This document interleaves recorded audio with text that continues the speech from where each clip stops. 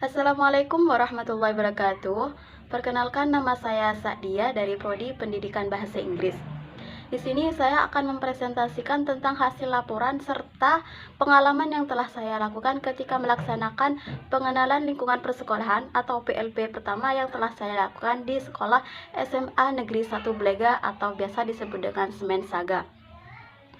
SMA Negeri 1 Belega atau Semen Saga merupakan sekolah yang berada di Jalan Raya Belega, Desa Rosep, Kecamatan Belega, Kabupaten Bangkalan, Madura. Desa ini didirikan pada 1 Juli 1987 dan merupakan sekolah yang berakreditasi A. Saya dan teman saya dari Prodi Ekonomi diberikan tanggung jawab untuk mengantarkan surat kepada sekolah. Ketika sampai di sana, kami disambut oleh para guru-guru dengan senyuman yang baik, dengan sambutan yang baik. Kami bertemu dengan Bapak Ernaidi selaku wakil kepala sekolah sekaligus wakasek kurikulum. Bapak Ernadi sempat berbincang dengan kami dan mengatakan bahwa kami melaksanakan PLP sangat mepet dengan ujian yang akan dilaksanakan. Ketika kami melaksanakan PLP itu dilakukan pada tanggal 21 November sampai 25 November dari Senin sampai Jumat. Sedangkan ujian akan dilaksanakan pada hari Senin tanggal 28 November. Karena hal itulah guru-guru di sekolah sangat sibuk. Kemudian selanjutnya yaitu tujuan dari pelaksanaannya PLP tahap pertama. Tujuan dari pelaksanaan PLP tahap pertama ini, yang pertama mahasiswa mampu mengetahui situasi dan kondisi dunia persekolahan. Kemudian mahasiswa itu mampu mengamati kultur sekolah, kondisi pendidik beserta kondisi peserta didiknya. Yang ketiga yaitu mahasiswa bisa menambah pengalaman serta wawasan bagi mahasiswa yang selanjutnya akan menjadi guru, sehingga ketika mereka terjun sebagai guru, mereka tidak akan kaget akan hal yang dihadapi pada sesi berikutnya, pada tahap berikutnya ketika dia menjadi guru. Mereka bisa mengetahui situasi kondisi yang terjadi di sekolah, mengetahui sifat para peserta didik, mengetahui bagaimana berhubungan dengan para pendidik yang lainnya, dengan guru-guru yang lain. Mereka tidak akan kaget ketika sudah mengetahui atau sudah menjalani PLP tahap pertama dan PLP tahap yang berikutnya.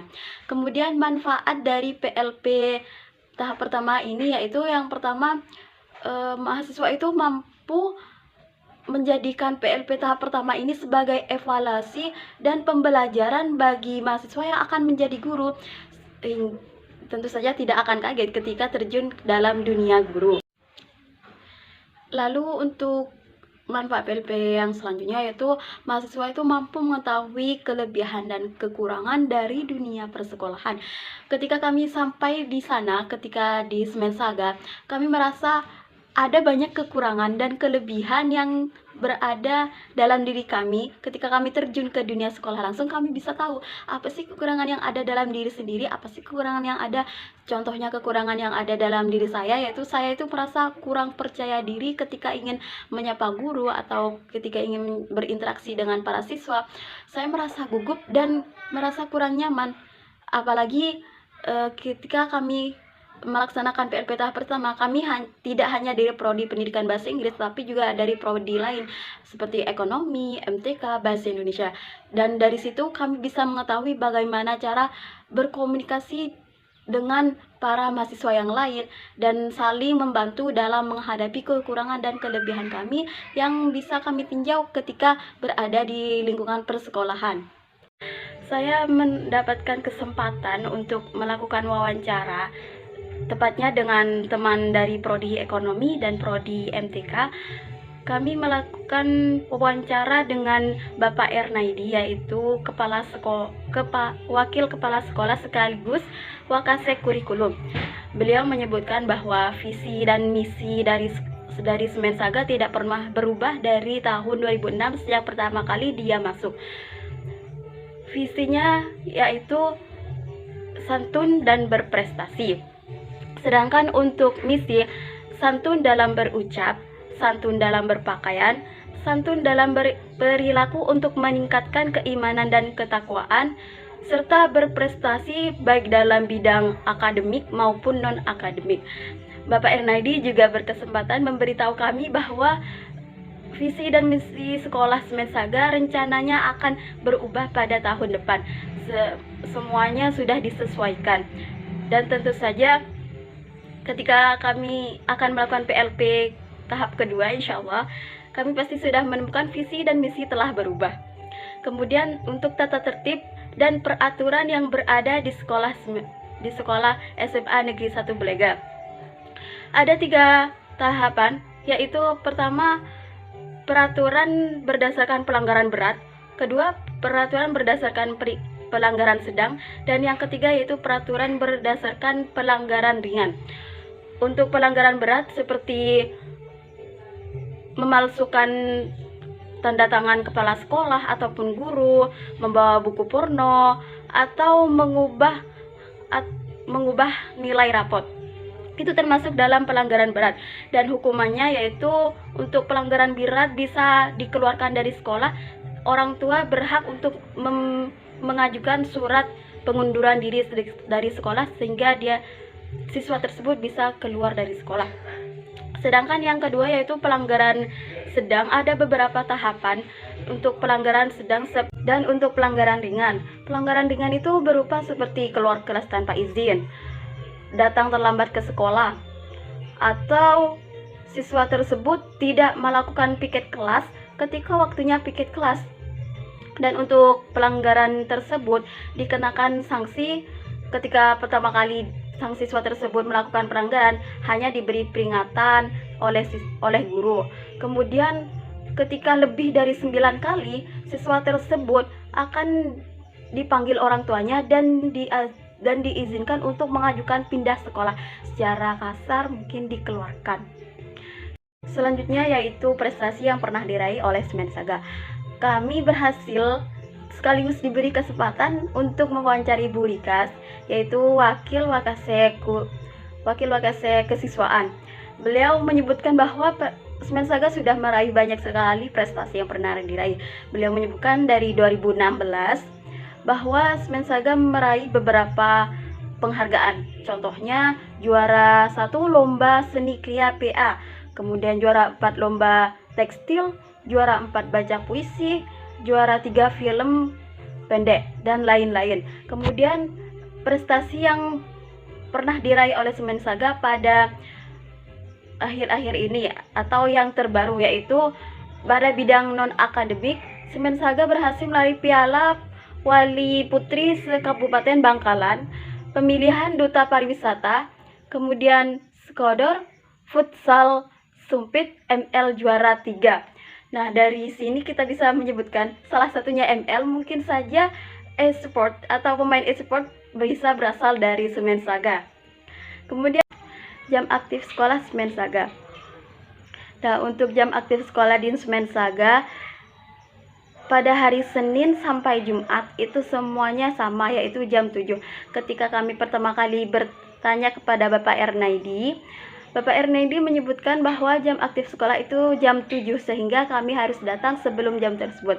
Ketika kami melaksanakan PLP, kami juga diberi kesempatan untuk ikut serta dalam menyambut siswa. Kami berdiri di depan sekolah, dan ketika siswa masuk, kami harus ikut bersalaman dengan para siswa, bersama dengan para guru, serta para anggota OSIS yang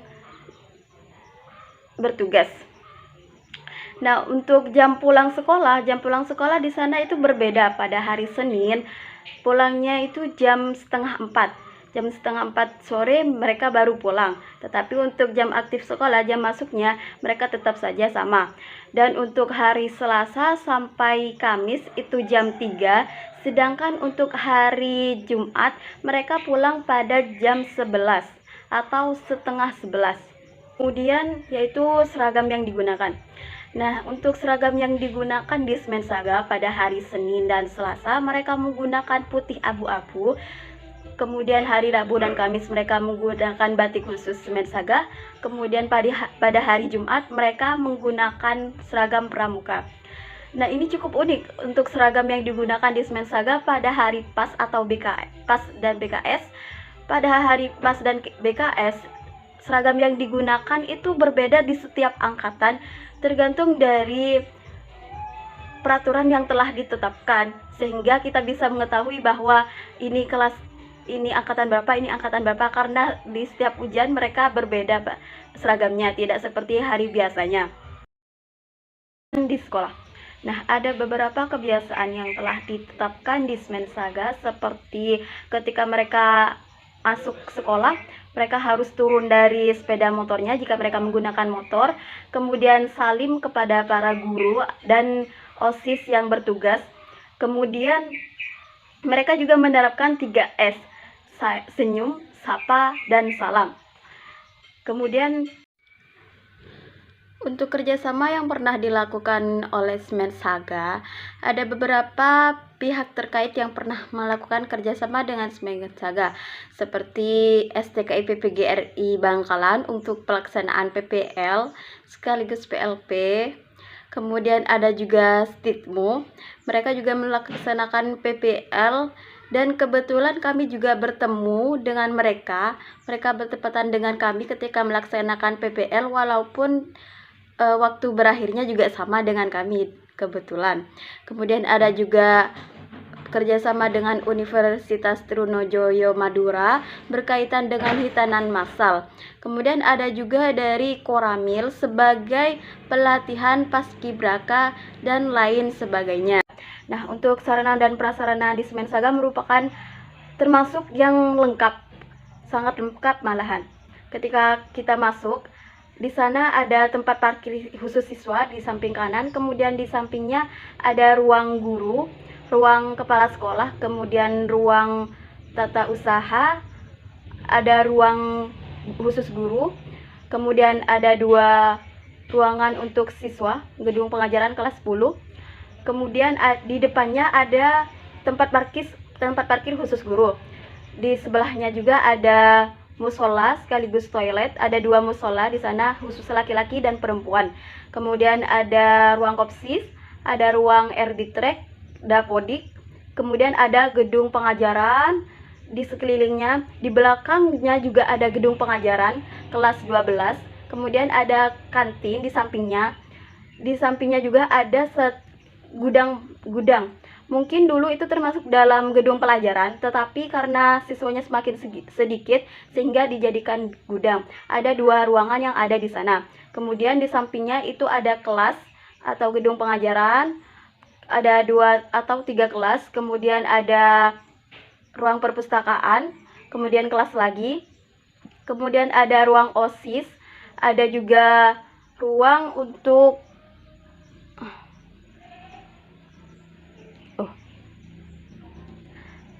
kemudian ada juga ruang UKS, ada juga lab kimia, ada ruang OSIS, organisasi yang ada di sekolah. Struktur organisasi yang pertama yaitu komite sekolah yang dipimpin oleh Bapak Ali Maki, yang kedua kepala sekolah Ibu Nur Fatihah SPD. Ibu Nur Fatihah kami tidak sempat bertemu dikarenakan Ibu Nur sangat sibuk karena memimpin 2 sekolah yang ada di Arosbaya sekaligus di Semen Saga, sehingga beliau hanya ada di sekolah ketika hari Senin, hari Rabu sekaligus hari Jumat. Kami hanya dipimpin oleh wakil kepala sekolah yaitu Bapak Ernaidi. Kemudian yang ketiga yaitu kepala tata usaha yaitu Bapak Abdul Haris, Wakasek Kurikulum Bapak Ernaidi yang sempat menyambut kami sekaligus memberi kami kesempatan untuk melakukan wawancara tentang kurikulum. Kemudian Wakasek Kesiswaan Bapak Abdul Kirom SPD.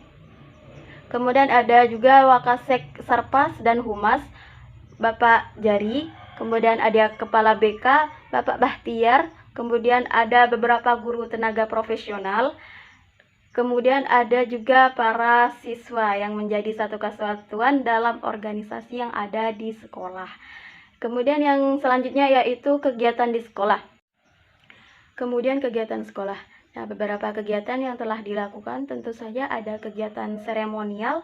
Nah, di Semen Saga kegiatan seremonial itu berupa kegiatan upacara pada hari Senin yang biasa dilakukan pada hari Senin. Kemudian ada peringatan Hari Besar Islam. Kemudian juga ada proses penyembelihan kurban yang dananya dari guru, tetapi siswa ikut pelaksanaan dalam acara penyembelihan kurban tersebut sekaligus memberikan mereka pelajaran bagaimana cara menyembelih kurban. Kemudian juga kami ikut serta dalam peringatan Hari Guru yang telah dilakukan pada hari Jumat tanggal 25 November kemarin. Lalu selanjutnya yaitu kegiatan ekstrakurikuler. Berdasarkan hasil wawancara yang telah kami lakukan dengan Ibu Rika dan juga para anggota OSIS, kami mendapatkan bahwa di Semen Saga ada beberapa ekstrakurikuler yang telah ditetapkan, yaitu pramuka, SBK, seni, futsal, musik, voli, dan lain-lain. Di sana juga bisa mengikuti lebih dari 2 ekstrakurikuler asalkan bisa memanajemen waktu dan tidak berbenturan. Sedangkan untuk pramuka, semua angkatan wajib, sedangkan untuk TIK itu tidak diwajibkan untuk untuk kelas 10 dikarenakan sudah ada pelajarannya. Kemudian kurikulum yang digunakan. Kami berhasil mewawancarai Pak Ernaidi yang telah kami sebutkan. Bapak Ernaidi menyebutkan bahwa kurikulum yang digunakan untuk Semen Saga ada 2, yaitu kurikulum Merdeka berubah.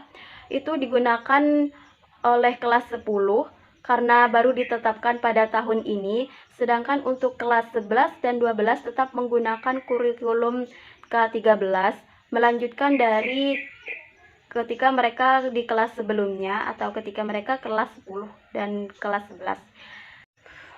Perangkat kurikulum yang digunakan tentu saja berbeda karena ada 2 kurikulum yang digunakan, yaitu kurikulum Merdeka dan kurikulum K13. Makanya untuk perangkat kurikulum ada beberapa perbedaan.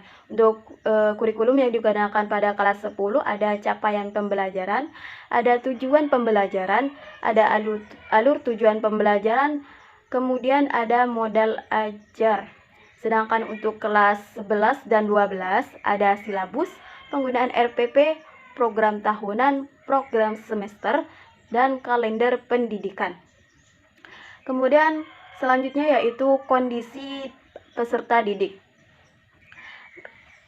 Berdasarkan hasil dari observasi yang telah kami lakukan, jumlah rombongan belajar di sana ada 17 rombongan belajar. Angka ini termasuk dalam jumlah yang besar tentu saja, tetapi berdasarkan informasi yang kami dapatkan, berdasarkan kata-kata beredar atau gosip yang beredar, dulu Semen Saga terdapat 20 rombel, tetapi berkurang dikarenakan para orang tua yang ada di sekitar sana ingin agar anaknya setelah lulus SMP langsung masuk ke pesantren, sehingga rombongan belajar itu berdampak di dalam Semen Saga dan berkurang dari 20 rombel menjadi 17 rombel. Kemudian selanjutnya yaitu untuk karakteristik siswa. Kami sempat memasuki beberapa kelas dan mengetahui bahwa ada beberapa siswa, kepribadian siswa yang berbeda tentu saja. Karena di sana ada 17 rombel, tentu saja itu merupakan angka yang banyak. Dan berdasarkan hasil dari game yang telah kami lakukan dengan para siswa atau pelajaran yang telah kami berikan kepada siswa, kami menemukan bahwa siswa di Semen Saga itu humoris, percaya diri, dan santun. Tentu saja ini merupakan suatu kelebihan yang ada di Semen Saga.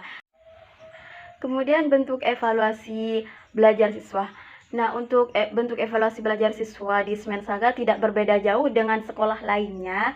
Di sana juga menggunakan media LKS, menggunakan ulangan, atau menggunakan tugas video yang memperlihatkan keakraban dan kedekatan siswa dengan keluarganya. Kemudian permasalahan siswa dan penanganannya. Tentu saja di setiap sekolah, tidak terkecuali di Semen Saga, pasti ada permasalahan yang dialami siswa. Misalnya tidak mengerjakan tugas, atau datang terlambat, atau melakukan pelanggaran lainnya. Nah, di Semen Saga tentu saja ada beberapa sanksi yang telah dilakukan seperti yang telah ditetapkan di peraturan untuk pelanggaran ringannya, untuk evaluasi yang telah dilakukan para guru dalam penanganannya, mereka pertama itu untuk yang ringan hanya memberikan teguran, tetapi ketika mereka tidak berhasil dan melakukan pelanggaran yang lebih parah, tentu saja tidak bisa ditoleransi, maka mau tidak mau sekolah mengeluarkan siswa tersebut dengan dalih untuk memberikan kesempatan bagi orang tua untuk mengajukan pengunduran diri siswanya untuk keluar dari sekolah. Yang terakhir yaitu kondisi peserta didik. Nah, untuk kondisi peserta didik, kami berkesempatan untuk melakukan wawancara dengan Ibu Qurratul Aini sekaligus guru di Semensaga, guru bahasa Inggris di Semensaga. Kami berkesempatan untuk bertanya model atau strategi pembelajaran yang dilakukan Ibu Qurratul Aini ketika melakukan pembelajaran di kelas. Nah, Ibu Qurratul Aini juga mengatakan kepada kami bahwa cara pengajarannya atau model strateginya tidak berbeda jauh pada umumnya, yaitu menggunakan 4 kemampuan yang biasa digunakan dalam bahasa Inggris, yaitu writing, listening, speaking, dan lainnya. Kemudian Ibu Qurratul Aini juga menggunakan syntax dan contextual teaching learning. Media pembelajaran yang digunakan Ibu Qurratul Aini berdasarkan ketetapan yang telah dilakukan, mereka menggunakan papan tulis, buku lembar siswa atau LKS, kemudian ada proyektor, penggunaan PPT, dan penggunaan media daring seperti YouTube. Untuk model perangkat yang digunakan, seperti yang telah saya sebutkan sebelumnya, bahwa Semensaga menggunakan 2 model perangkat pembelajaran, yaitu yang pertama kurikulum merdeka atau kurikulum merdeka berubah untuk kelas 10, sedangkan untuk kelas 11 dan 12 menggunakan kurikulum K13 melanjutkan dari pelajaran yang sebelumnya. Dan kemudian untuk permasalahan yang pernah dialami guru dan dalam mengajar, sebenarnya tidak terlalu banyak permasalahan yang dialami guru, tetapi ketika pertama kali guru menerapkan proses kurikulum merdeka, mereka harus menyesuaikan kembali dengan yang ada pada kurikulum merdeka. Seperti ketika pertama kali melaksanakan kurikulum merdeka, mereka harus membagi para siswanya antara yang bisa dan tidak bisa, sehingga proses mengajar mereka itu berbeda antara yang bisa dan tidak bisa di kemudian hari, agar lebih mudah, agar lebih bisa menekankan mana yang butuh untuk ditekankan dan mana yang tidak dibutuhkan oleh siswa dalam proses mengajar mereka. Kemudian kesulitan mahasiswa dan penanganannya. Kesulitan yang pernah saya hadapi dan kesulitan teman-teman kelompok yang lain tentu saja tidak berbeda jauh antara satu sama lain, seperti contohnya akses jalan. Walaupun Semensaga berada di pinggir jalan dan jalannya pun beraspal, tetapi ada beberapa tikungan dan beberapa jalan yang aspalnya tidak terlalu bagus sehingga bergelombang, menyebabkan gelombang. Ketika kami ke sana, tentu saja kami merasa kesulitan dan juga kecepatan yang kami lalui tidak bisa lebih tinggi, tidak bisa lebih cepat, sehingga untuk akses ke sana kami harus bangun lebih pagi agar tidak terlambat. Kemudian yaitu kurangnya kesadaran antar kelompok, karena saya dari prodi pendidikan bahasa Inggris dan yang lainnya dari prodi ekonomi, dari prodi MTK, dari prodi bahasa Indonesia. Tentu saja pemikirannya berbeda, sehingga ada beberapa kendala antar kelompok, dalam kelompok maksudnya. Kami menerima beberapa kendala dalam penyesuaian antar siswa, tetapi itu merupakan suatu pengalaman yang bisa kami ambil pelajarannya untuk PPL selanjutnya, untuk PLP yang akan kami lakukan selanjutnya. Kemudian yang terakhir, kurangnya rasa percaya diri di dalam diri. Tentu saja ada beberapa teman mahasiswa yang tidak percaya diri ketika memasuki kelas untuk berinteraksi dengan siswa. Dan tentu saja hal tersebut menjadi tantangan bagi kami untuk masuk ke dalam kelas untuk mengetahui bagaimana situasi kelas, situasi para siswa secara langsung. Mereka aktif dalam bertanya, mereka aktif dalam berkomunikasi. Karena hal tersebut kami juga berusaha untuk menutupi kegugupan kami, rasa nervous kami, dan tentu saja kami berusaha untuk lebih banyak berinteraksi dengan para mahasiswa sendiri, dengan para siswa, dengan para guru. Dan tentu saja banyak pengalaman yang telah kami lakukan, yang telah kami alami ketika melakukan PLP tahap pertama ini. Kami mendapatkan banyak sekali pelajaran, kami mendapatkan banyak sekali kekurangan yang ada dalam diri, dan tentu saja kami mengucapkan terima kasih kepada para guru, para dosen yang telah membimbing kami dalam upaya penyelenggaraan PLP tahap pertama ini, dan tentu saja para teman mahasiswa kelompok, para teman mahasiswa yang lain yang telah menyukseskan PLP tahap pertama ini. Dan tentu saja kami ada beberapa saran dalam diri kami kepada pihak sekolah, yaitu kami harap ada pelaksanaan sholat bersama, sholat berjamaah. Yang kami dapatkan ketika kami ke sana hanya tidak ada sholat jemaah, tidak ada sholat duha bersama. Tentu saja mungkin karena ada beberapa kendala yang telah dialami oleh Semensaga sehingga mereka tidak bisa melakukan sholat berjamaah. Mereka hanya melakukan sholat pribadi, melakukan sholat secara sendiri-sendiri, atau ada beberapa yang melakukan janjian untuk sholat berjamaah. Dan kami ucapkan terima kasih banyak kepada pihak Semensaga SMA Negeri 1 Belega, para siswa yang menyambut kami, yang menerima kami, para guru, kemudian para dosen yang telah kami sebutkan tadi, dan juga para mahasiswa.